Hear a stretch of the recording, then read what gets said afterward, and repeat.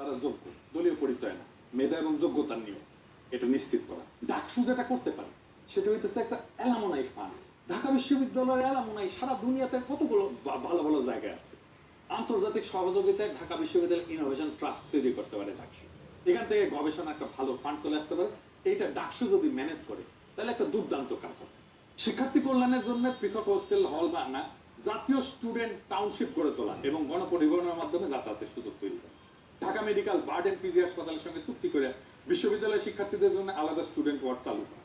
স্বচ্ছতা এবং সুশাসনের জন্য ডিজিটাল ডাকসু করা যেতে পারে। সব ধরনের আয় ব্যয় কার্যক্রম অনলাইনে প্রকাশ করে দিতে, এমনকি ঢাকা বিশ্ববিদ্যালয়ের আয় ব্যয় এটা অনলাইনে প্রকাশ করে দিতে হবে। বাজেটের যে অগ্রাধিকার ঢাকা বিশ্ববিদ্যালয় সেটা নির্ধারণে পার্টিসিপেটরি বাজেটিং করতে হবে ঢাকা বিশ্ববিদ্যালয়ে, ছাত্রদের ভোটে সিদ্ধান্ত। এবং কর্মসংস্থানের জন্য সরকারকে বাধ্য করা, সরকারি এবং বেসরকারি খাতে স্টুডেন্ট ইন্টার্নশিপ প্রোগ্রাম চালু করতে হবে।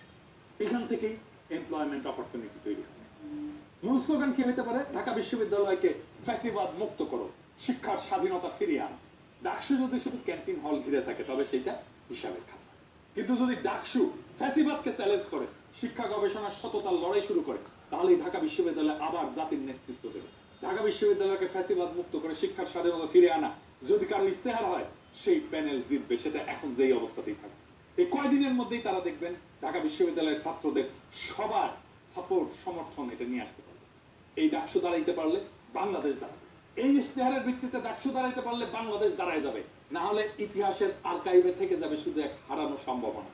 এখন সিদ্ধান্ত ছাত্রদের হাতে, সিদ্ধান্ত সমস্ত ছাত্র সংগঠনের হাতে, সমস্ত প্যানেলের হাতে। তারা কি এই ইস্তেহার নেবে? আর ছাত্ররা তারা কি শুধু আসনের জন্য ভোট দেবে নাকি একটা মুক্ত ভবিষ্যতের জন্য ভোট দেবে?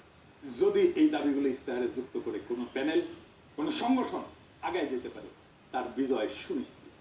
আমি সবার জন্য শুভকামনা জানাই। যেই আসুক এই ইস্তেহার নিয়ে তাদের জন্য শুভকামনা জানাই এবং আশা করি আগামী ডাকসু বাংলাদেশের নেতৃত্ব দেবে, শুধু ঢাকা বিশ্ববিদ্যালয়ের না। ইনকিলাব জিন্দাবাদ।